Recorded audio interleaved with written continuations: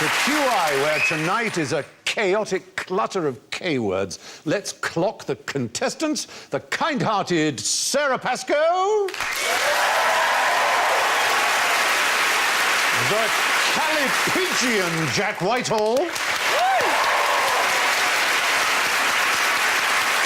The knowledgeable David Mitchell.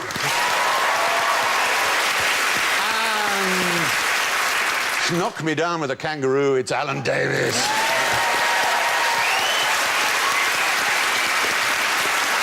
And this week's call signs are all K creatures. Sarah goes...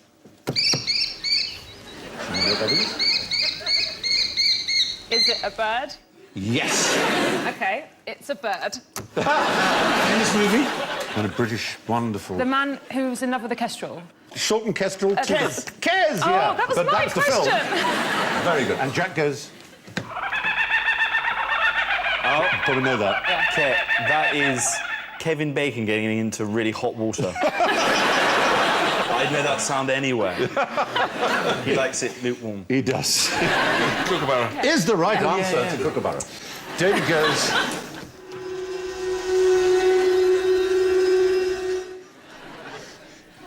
Is that a Klingon spacecraft? Killer bee. Killer bee. Killer bee. Exactly, there you go. And Alan goes...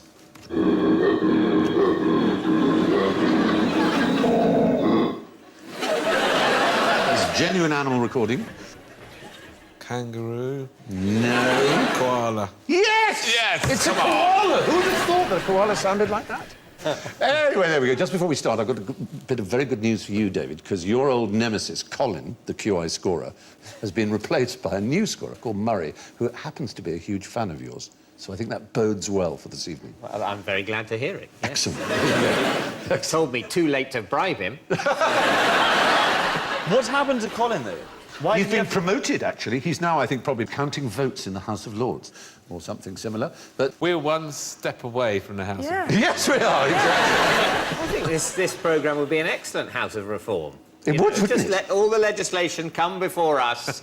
We'll fiddle with it. Hopefully, gag it up a bit. Yeah. Send it on to the Queen. My government will find 6 penises on this particular insect. Tends to be about the QI. Anyway, let's kick off. What is this? It's a noise. Listen out carefully. We're beginning with K. Yeah. A klaxon. Oh!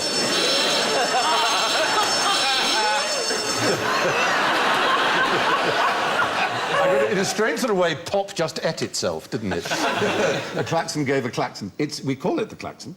It's not actually a klaxon. So is that a brand name? Like the Tannoy Brilliant. or a Hoover? Yeah, absolutely right, just like Tannoy or Hoover. So what is it, an alarm? It's basically a siren, a noise, an alarm noise, exactly. Klaxon has a very specific sound. It belongs to a company called Lovell McConnell Manufacturing. They were first fitted to cars, and they were the first electric thing ever to be attached to an automobile.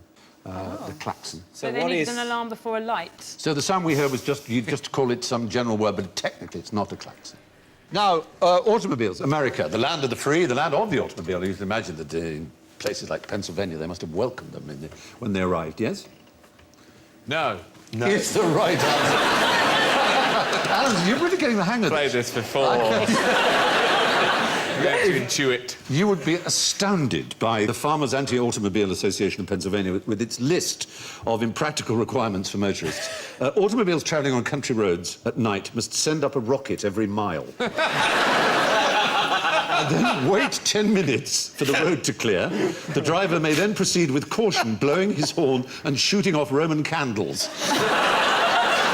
If the driver of an automobile sees a team of horses approaching, he is to stop, pull to one side of the road, almost cover his machine with a blanket or dust cover, which is painted or coloured to blend into the scenery. In case a horse is unwilling to pass an automobile on the road, the driver of the car must take the machine apart as rapidly as possible and conceal the parts in the bushes. It really didn't want motor cars in Pennsylvania. Honking the horn, is that a sensible, safe thing to do? Does it avoid accidents? Oh, it'll frighten the horses. Well, obviously, let's assume we're talking about now when there aren't any. Wouldn't it raise very few. aggression? Hearing a loud noise makes you probably release adrenaline, and then your instincts would be flawed, I would have thought. I think you're absolutely right. Have you ever driven in Italy? Oh, I've been on tour in Italy, and the word go is die in Italy. Avanti. Die! Like, fuck! I'm 19, I'm not a driver. No, but you're absolutely right. There is no evidence that using the horn contributes to safety. There's something interesting with police sirens, isn't there? Because it's two different notes, and the reason is if you hear one note for a long time, you can't tell where it's coming from. That's exactly right. You genuinely can't tell. Is that in front of me? Yeah. Or is it behind me? You just don't know. In America, they have a very good rule when you hear a siren on the road. Yeah. You just simply stop driving. Yeah. And go Absolutely. and have a meal. And then... But it actually somehow works out incredibly well, and the emergency vehicle just... But they have wider roads. They have probably. much wider roads, of course, yeah. But it does work I fantastic. usually And try everybody and does it. see which of the emergency services it is, and then decide. Oh, it's only an ambulance they Whether don't I'm count gonna for. make It's only a it. fire. What is that then? It's the police. There's something sort of vaguely right-wing about it. So where were we? Yes, horn sounding does not, it seems, contribute to the safety of drivers at all. In Britain, we have almost zero tolerance of hooting a horn. But even more intolerant were the Nazis. And in 1936, they started They're putting... not known for their intolerance. No, I know, it's surprising. but we thought This we knew... hooting has become intolerable. We In your camp, I think. We thought we knew everything they were intolerant of, but it turns out even hooting your horn, they would actually punish the driver by putting yellow dots on their car. So it was like a sign, like, here's a hooter. He sounds his horn and people would I've turn their completely back. changed my opinion of the Nazis. I thought they were a pretty reasonable bunch of guys. This yellow dot business. It is just shocking, aren't they? Anyway, there you go. So the QI klaxon isn't a klaxon at all. On the other hand, what is this stuff here? Nice and loud, isn't it? The Velcro. According to the website of Velcro Industries BV, there's no such thing as Velcro. Velcro is the name of our companies and the registered trademark for our products. It is not the generic name of that product that fastens shoes, pockets, and hundreds of other things. That product should be referred to as hook and loop fastener. This matters, they say, because many terms that we use frequently in our everyday language were once trademarks, like escalator, thermos, cellophane, and nylon. Notice they don't mention heroin, which was also a trademark once. All these terms lost their distinction as trademarks because their owners allowed them to be misused by the public. So now you know. You can't buy a piece of Velcro, but you can purchase all of the Velcro brand hook and loop fasteners you need. This is Velcro. Hook and loop fasten it. The inventor of it called it Velcro. Do you know why it's called Velcro? It was a Swiss guy, and he noticed the way burrs caught to his socks. And he had to pull them off. And he noticed there was a, hook action on a burr, little green... You're a city boy. No, burrs. Kicking in the air. Little burrs, little green round things with hooks on them. They stick on your socks and other bits like that. And he noticed that effect, and he reproduced it. And he used the words for velvet and hook, which are velour, vel, and crochet, crow. Georges de Mestral, his name was, and he took it from nature. There's so many good ideas come from. You'll notice another similar kind of copyright issue with the well-known musical, often performed in schools by Lloyd Webber and Tim Rice, one of their very first works, which is... Technicolor also Yawn. the other Technicolor, exactly. Have you noticed the way it's always spelled and what follows the word Technicolor? No. It's a trade Is name. it? Yeah, they have to spell it like that, the American way, in order to use the word Technicolor. Oh. They have to show that it's a registered See, trademark. God really missed a trick not doing more of that in the Bible. Didn't he? I mean, 'cause I think he came up with the idea originally. They just added some songs. And Eve took the apple, registered trademark. Not that it was an apple, of course. Yeah, in the how Garden do of you Eden. register a word? I mean, what if I registered the? No, it's quite important that it doesn't exist, which is why you get things like nuclean, spelled N-U-K-L-E-N-E, so that you can register that spelling of it. So Apple could... Apple did have a big fight on that with another company called Apple, which was the famous Beatles one, which took years and years to resolve. But the original inventor of the apple... No, the fruit was nature, you know, which took perhaps nature, hundreds of millions of years. God or gods. Yeah, but it wasn't. It's only Was called never Apple. sued. Only called Apple in the English language. Right. They don't call the computers POMs. Oh, the in computers, no, the France. computer, but then... God, that's just confusing. You were talking about the inventor of the fruit just then, and now you've suddenly sidestepped with a blithe disregard of a bloody pansy. I've never I meant the thought flower. that flower is particularly Blithe. disregarding of me. Or blind. I think they look like they're frowning. I know what you mean, like Yeah. snapdragons. I'm so lost on Yeah. this. The Do you know what I'm pansy, talking the about? flower. I just don't know what they look like. No, never. We have a generation that don't know what pansies look like. They're flowers. I know the flowers, I got that bit. How would you not know? Because we're too busy texting, listening to JLS and going out. Do you know what a wicket is? my beloved country. Oh, hell's teeth on a bucket of blood. This is... Oh, we'll be sorted when the Jaeger bomb round comes along. That is coming Jaeger up. bomb is. My dad genuinely said, That's how young. referred to it as a Jaguar bomb the other day. He uses emoticons in text as well, my dad. He's 74 years old, and he uses the little faces that teenage girls use. Not that I text teenage girls. Yeah. But he uses that. Your sister uses, He yeah. sent me a message, and it was the most harrowing thing I've ever read, but it shouldn't have been. It went, "Dear Jack, are you coming over for Sunday lunch? Your sister's going to be there. Winky face."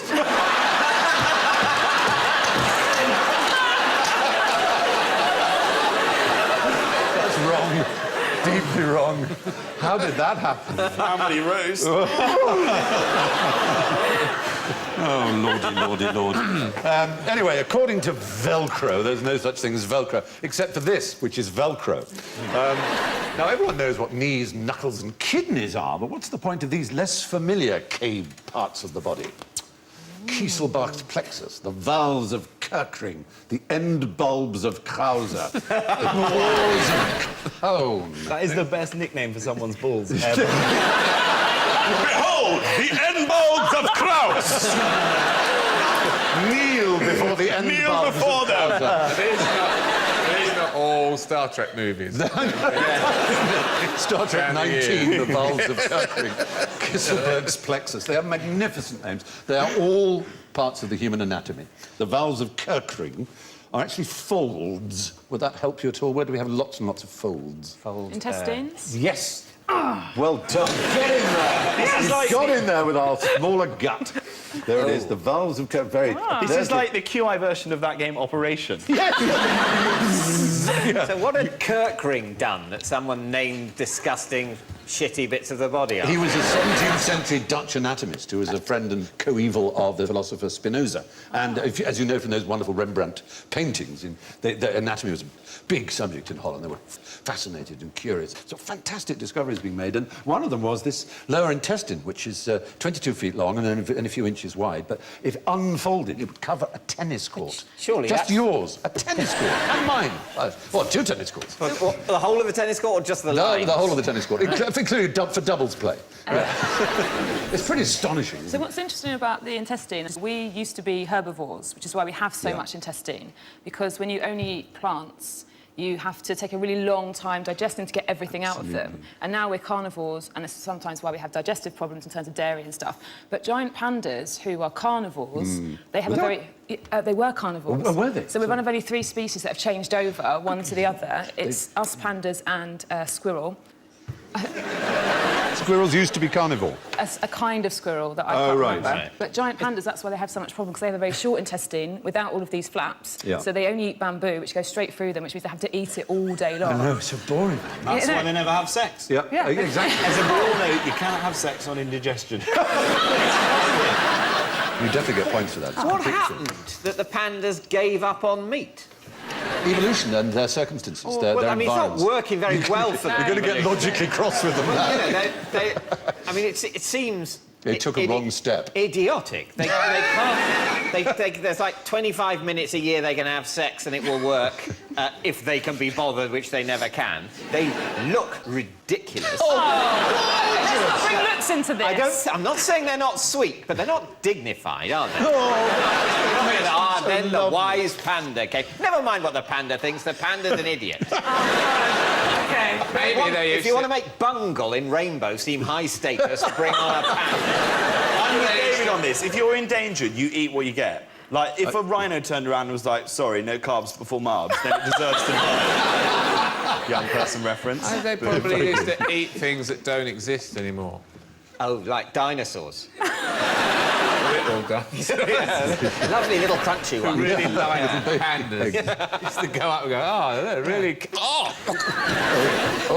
That would be evolution. Great. What's You that? evolved to look cute to something you want to eat. Yes, like, you know, back to parts of the body. Those are the vowels of Kirkring. What about these, then? The pores of cone. The bell ends. No, we're going to come to the bell ends, Alan. Wait for the bell ends. They will come. But the pores of cone.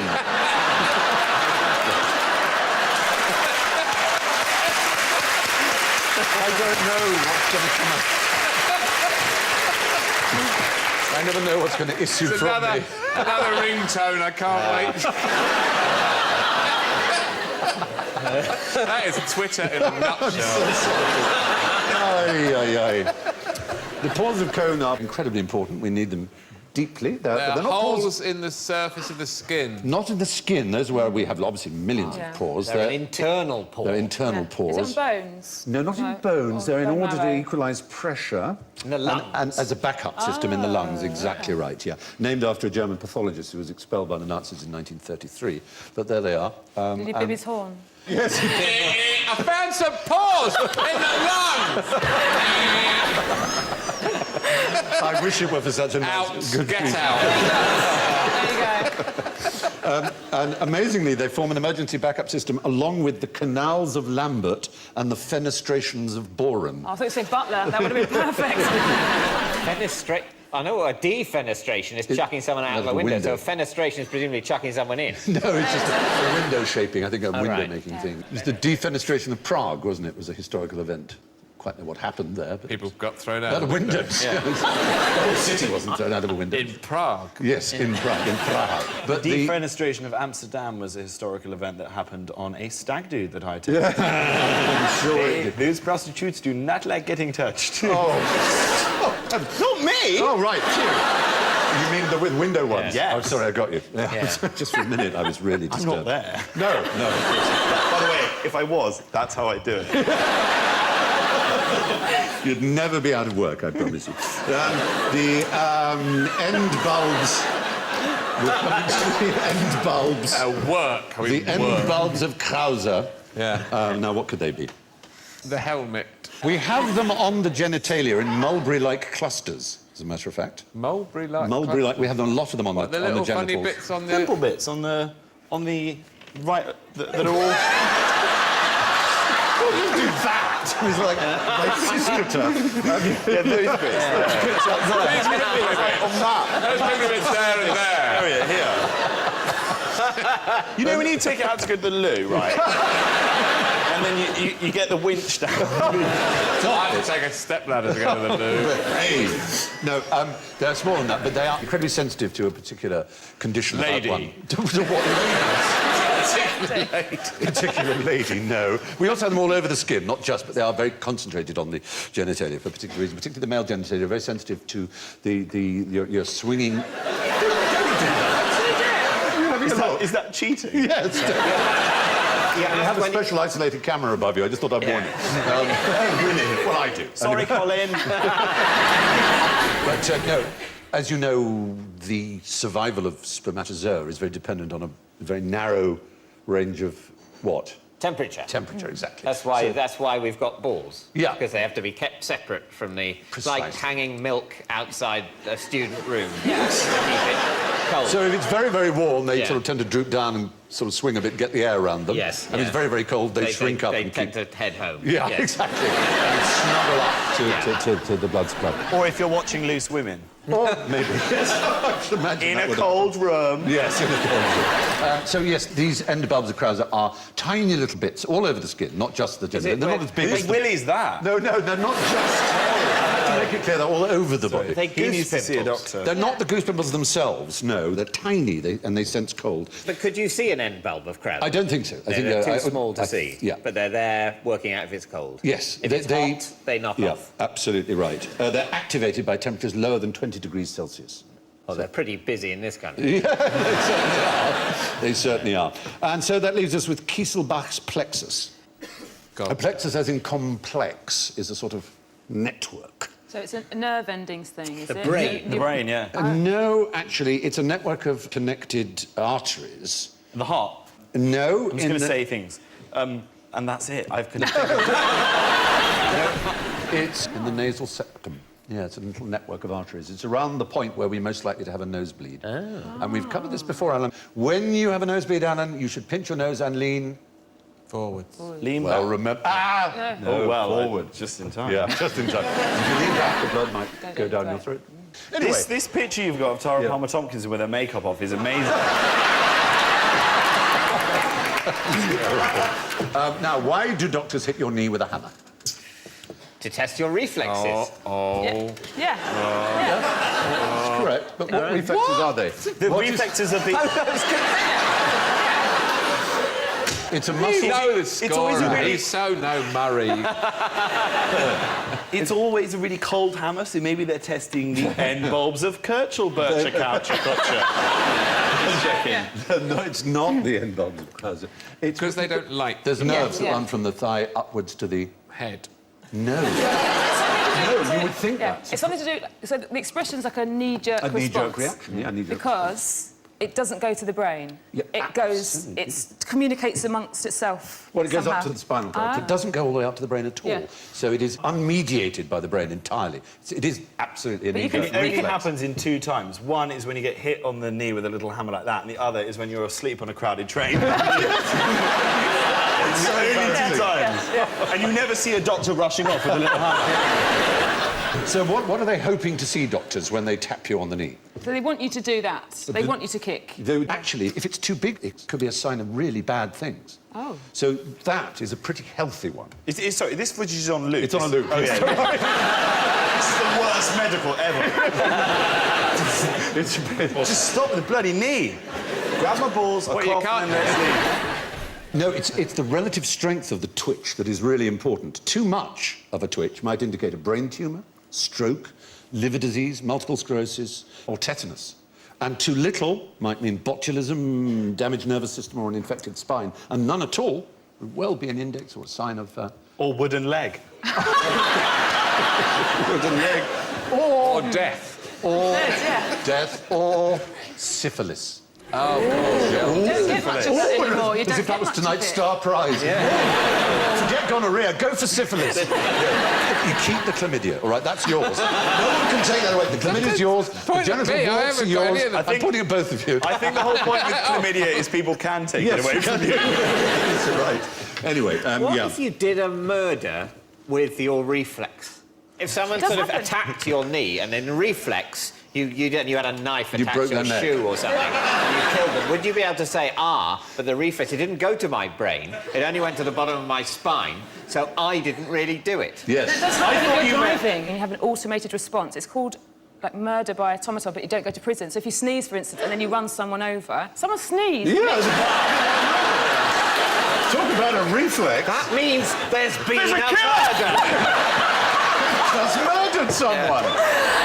Now they know they'll get away with it. It's something like You walk into a room Fucking with a out. gun, cocked, sneeze, it goes off, you kill someone, you're in the clear. So if you want to kill your wife, what you do is you drive down to Dover, you get her right up against a cliff, and then you put your leg behind her and then get a doctor to tap the knee. Off she goes. And the doctor would go to prison. That would act up. The doctor would go to prison. I think so. What if he was sneezing as he tapped the knee? The perfect crime. Broadchurch Series 2. I love this imaginary super compliant wife that you found. To be taken. Just come all the way here and stand there. What are you doing here? Why does the GP come with us? Get her out of the house. Isn't it a lovely view, my love? Stand still. So, when you're hammered, a knee-jerk response is a total no-brainer. Now, why did McCartney's knees displease the Chinese? There is a thing with Paul McCartney where some people don't believe he's Paul McCartney anymore. They believe that he died, and then they had a competition, a Paul McCartney-alike competition, and the winner is now Paul McCartney. Yeah. There's a similar theory about the Pope, isn't there? That, Oh, you know, is it's it? not like the same guy. There's been more than one. Gracious. Yeah, because otherwise he'd been, 2,000 years old, so... There's also a conspiracy theory with Tony Mortimer from S11E01. That... No, I made that up. I thought it could run. Yeah, but actually, I'm afraid we're not talking about Paul McCartney. This is actually the first Earl McCartney in the 18th century. And there is a picture of him, and you can see he's down on one knee, bowing, quite straight-backed, to... Who might that be, that figure that he's bowing to? Some. It'd be an emperor. The Emperor of... China? Oh, the Emperor of China, absolutely. And now, in order to demonstrate obeisance to the Emperor of China, you have to do a particular thing, the Chinese for which is to knock your head. In other words, knock your head on the ground. You know what the Chinese for knock your head is? Kowtow? Kowtow is the right answer. To kowtow. Yeah, bravo. Well done. And in an act that shocked the world and had been described afterwards as possibly the most significant act in world history. He refused to kowtow? He refused to kowtow to the emperor. And he had a trade delegation, and not surprisingly, the trade delegation was refused, was rebuffed. Chinese scholars nowadays, sinologists, believe that, in fact, they were just not interested in having trade relations with Europe and the rest of the world. And indeed, the following year, a Dutch trade leader kowtowed something like 30 times, including to a biscuit or some similar sweetmeat that had been sent to him by the emperor. And he even kowtowed to that in public to show how willing he was to kowtow, and he got rebuffed as well. So, Did McCartney do something else, though, to greet him? no, well, you saw in Instead- that opening picture, a straight he back, just did one straight back. down on one. Like It's not like he went, sup, bitch. Oh, no. It could have been Moon definitely. him. Yeah. Yeah, exactly. This was in 1793 that this incident, called one of the most decisive moments in world history, happened. But it, obviously trade with China was fantastically important then, as it is fantastically important now. Look what you can see in the back of that shot. There is a man dismantling his car out of respect. With that landscape. That isn't real landscape, that is a sheet. There's a Ford Mondeo behind.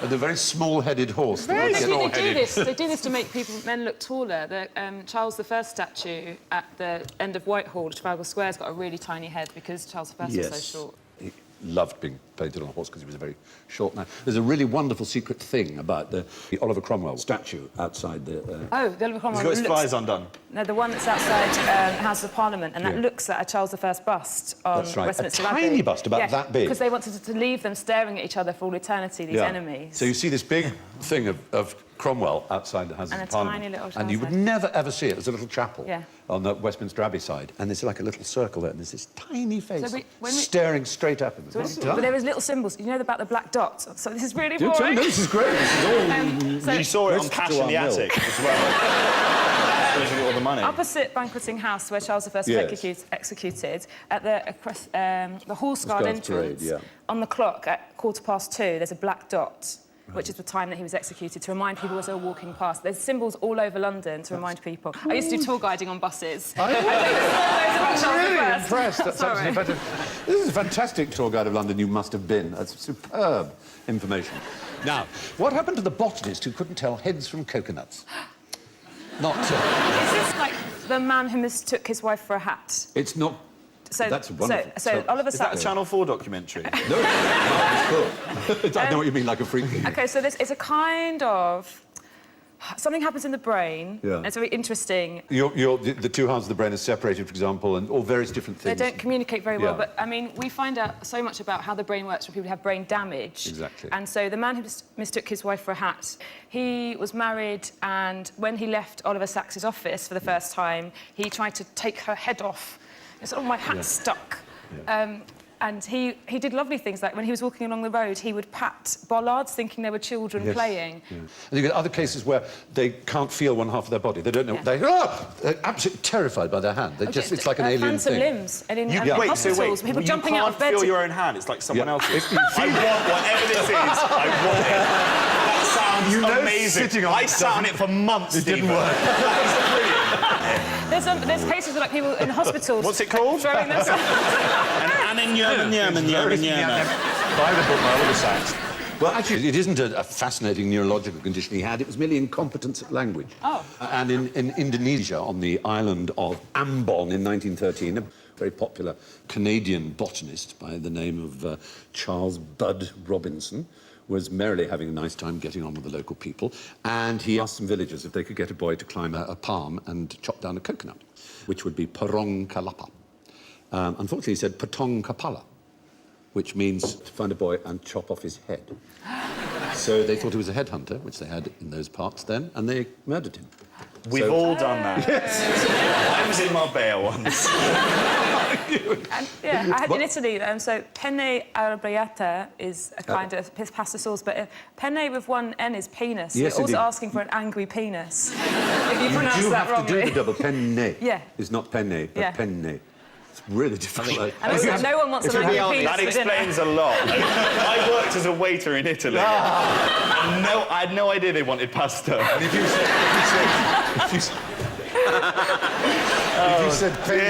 you said penne puttanesca, that would mean prostitute's penis. Because that's what puttanesca means. And some people do like that. There you go. So, in fact, funnily enough, that same slip is part of their tourist trade, the difference between Kalapa and Kapala, because you have Kalapa Kapala sold on the island as mementos, which are coconuts shaped into heads. Kalapa Kapala. There you are. Kalapa They're Kapala. beautiful. Aren't they lovely? Well, OK. Must be worth 10 or make 15 pence. And there's an Indonesian tongue twister that goes Kalapa Diparut, Kapala Digaruk, Kalapa Diparut, Kapala Digaruk, which means coconut being grated, head being scratched. Coconut being grated, head being scratched. Oh. Don't say it, Well though, done because for someone will saying kill it. you. And we've even got a fantastic Finnish little one which goes cocoa, cocoon, cocoa, cocoa, cocoa, cocoa, cocoa, cocoa, cocoa. How now, brown cat? Wait, see what it is. Collect all the wood for the bonfire. All the wood for the bonfire? Yes, all the wood. Always means such stupid things. Yeah. Anyway, Charles Robinson lost his nut for a cocoa nut. What's a knocker-upper's knocker-upper? Well, that would be the person that wakes the person that went around the streets waking people by bashing their windows with a long stick. Is completely, utterly and entirely the right answer. Oh. Absolutely. Yes. Absolutely. It seems obvious when you think about it that after the beginning of the Industrial Revolution, as people flocked into cities, they didn't work the usual daylight hours. They had worked in the countryside, and there were no such things as alarm clocks. So they had to be woken up for getting to mill a tap on the window by a man with a long stick. So did these guys stay up all night? That's the point. A knocker-upper's knocker-upper, as David rightly said, was someone who did stay up all night. And then their last act was to wake up the sleeping knocker-uppers. And then they'd go to bed and be on the night shift, you know, as it were. There was a Dorset knocker-upper, some of them were quite well known, called Caroline Jane Cousins, known as Granny Cousins, who used a lantern on a long pole, so in the winter times would send a bit of light as well as a tap, So that's tap, like tap. one of the SAD lamps. Yes. Kind of happens gradually. Exactly. Did any of them have, like, nice breakfasts? Nice That would be a breakfast nice for people touch, who wouldn't work it? in mill. Bacon and eggs on the end of a pole. Very They nice. still do this in some Premier Inns. Lenny Henry Lenny, wakes get you up. personally. There was a famous Limehouse knocker-upper called Mary Smith, but she had a fantastic technique, which was shooting peas out of a pea shooter at the windows. Isn't that cool? That's very cool. And she look a marvellous sight? Yeah. Mary is my kind of woman. Yeah? Put it this way. Would If you Mary like was round mine, she would not be getting up at 4 o'clock in the morning. It's wonderful photograph. The way she's got her hand on her hips. But anyway, there you are. A knocker-upper's knocker-upper was a human alarm clock's human alarm clock. Now, which organisation do these people represent? The BNP. Ku Klux Klan. Oh, The what? The Ku Klux Klan. No, those are not Klansmen. Druids. Nor are they Ghosts. Druids. Nor are they The ghosts. dressing gown enthusiasts of Northern England. Something more than a dressing gown, though, isn't Are it? they religious people? They are. Is Okay. it the worst Halloween party ever where everyone's turned up the same? Yes. No, it isn't. What a gesture. Is it some sort Catholics. of Catholic procession in Spain? Spain, Spanish Catholics, absolutely right. They're penitents, and they're called capirotes, these particular things they wear. They must be aware that these days that has other connotations. But they're probably like, oh, They we like had to it first. reclaim it. Yeah. You I'm know? not sure they've quite succeeded. But the mystery is why an ultra-Protestant, ultra-racist, white organisation would choose a Spanish Catholic piece of headgear to represent them. Because this had been going for, 1,000 or so years, more than. All the way through the Inquisition, these were used. They were very much a symbol of the Inquisition. Isn't there something about the Ku Klux Klan? They think they're the Knights Templar as well. I don't think any of this Knights Templar thing is particularly true, but there are more plausible theories about its origin. No, I didn't think they were the Knights Oh, right, Templar. no. Just The fact that they cross on them, were. of course, is, Yeah. obviously Yeah. similar It's because to they're the so cross. The clan's deep roots may reside in the horse-whispering societies in rural Aberdeenshire, of all places, where there were 6 from the town of Buchan, supposedly, who went over to America and joined the Confederate Army, and afterwards formed this club of Confederate people in the South, which was largely for pranks and high-spirited larks, and until some appalling man called Nathan Forrest joined it and started turning it into an excuse for burning black churches, lynching black people and murdering them. Where does Ku Klux come from? Well, it's from the Greek kuklos, meaning a circle. So it's the circle, and clan, obviously, is in clan. Yeah. So hence the idea of the Scottish origins. There's also another thing, which is the clan tara, which is a way one clan would declare war on another, which is a very potent image of the clan. What's probably its most potent image, apart from the little pointy hat. Burning cross. The burning cross. Anyway, Spanish Catholics look like they're into clan. Now, what colour is a red kite? Blue. Red, white. No, thank you. Thank you. The thing is, they were it a bird? named. Is it a bird? They were named before the English language had a word for orange. We just used the word red for anything that was orange as well. We had the word orange for a fruit. We didn't use it for the colour till the 16th century. We always think it was the colour that named the fruit, and it's not. It's the fruit that named the colour. Exactly right. Yeah. So it's true of a robin redbreast, which is clearly orange, not red. We call it a redbreast. Same with the red squirrel. There you are. That's orange. There's no two ways about it. And indeed, red-headed people. Yeah. It's not red if they had red hair. I mean, some people do through modern use of dyes, don't they? Some of your young friends, I expect. And red deer, similarly, are not red, but they were all named before the word orange existed as a colour choice. In those days, people would say, what's the name of that red fruit? Oh, the orange. Yes. Yeah, pass me one of them. Exactly. It could have been not the orange that made it catch on, but the front of a robin. We could all have, front of a robin brand phones. What colour is it? Oh, it's front of a robin. It would be I'm confusing. just eating an orange. It's such a bright shade of front of a robin. And when people were getting bullied in the playground, it would be way less offensive. Oi, front of the robin pubes. Like that. But why is a robin associated with Christmas? Oh, is this something to do with Jesus?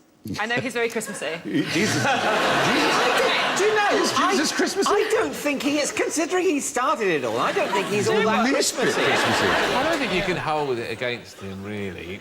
No, it's He's not his not fault. entering into the spirit of Christmas. Cheer up.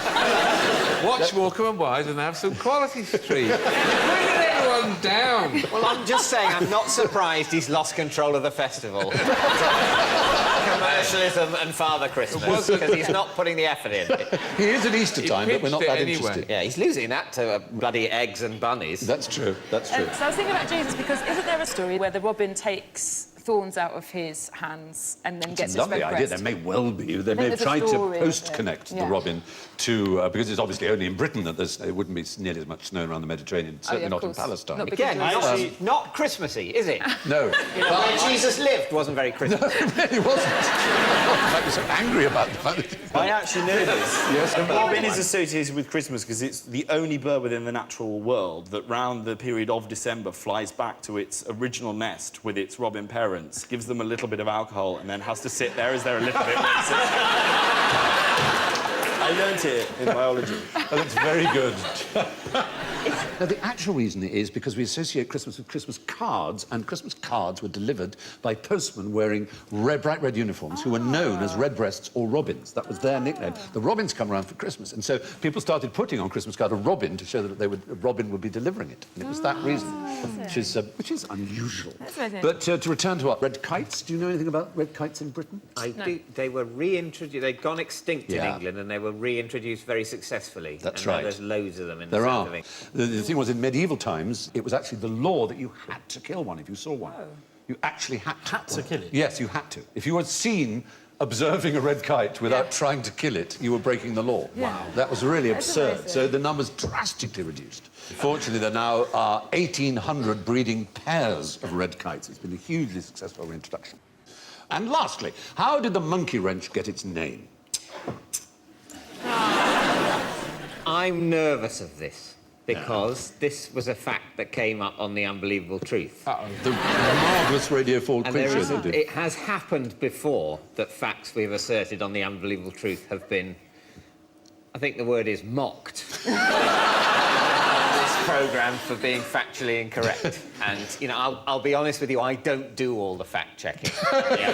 Ditto, I have to say. But on that show, what was given to me on a piece of paper to read out was the fact that the monkey wrench was named after a person whose name was something like Monka, and he was some kind of, I don't know, technical... You could not have parenthesised it more, but nonetheless, we are beastly rivals of yours. And you did mock us in your last series when Well, the person that handed me the piece of paper put on it a piece of QI fact error mockery. We had It's said... turning into war.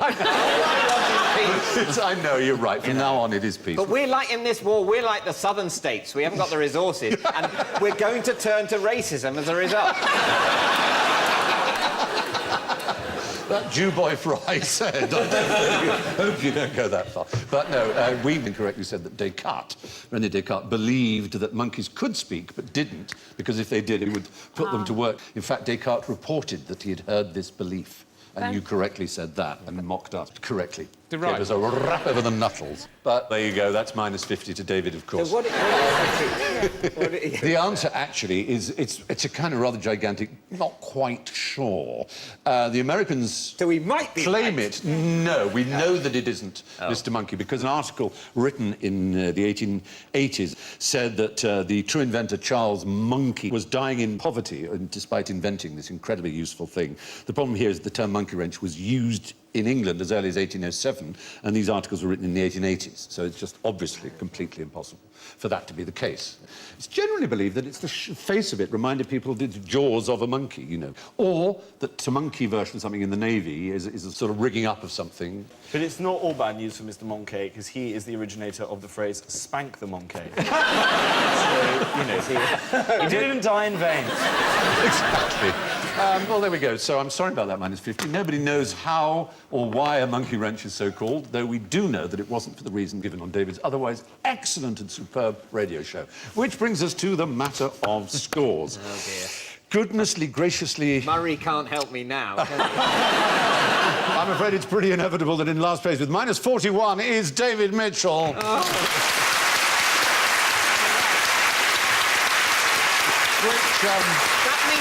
It means I was on 9. Yes, it does. You were on +9. And you saved Alan from ignominy, who is on minus 20 in third place.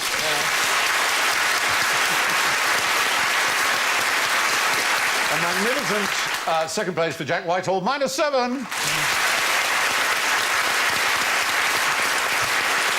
But what a QI kind of mind, what an incredible score, what an amazing debut from Sarah Pascoe with plus 28!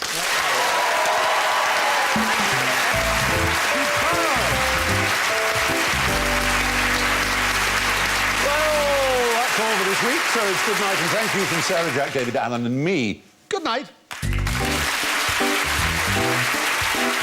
Spitting image for Blackadder if it wasn't for the red hair and kilt. It is mad Scottish cousin McAdder next. And prepare for the annual swimming gala. Jack Whitehall dives over to BBC 3 now. Catch up with Bad Education.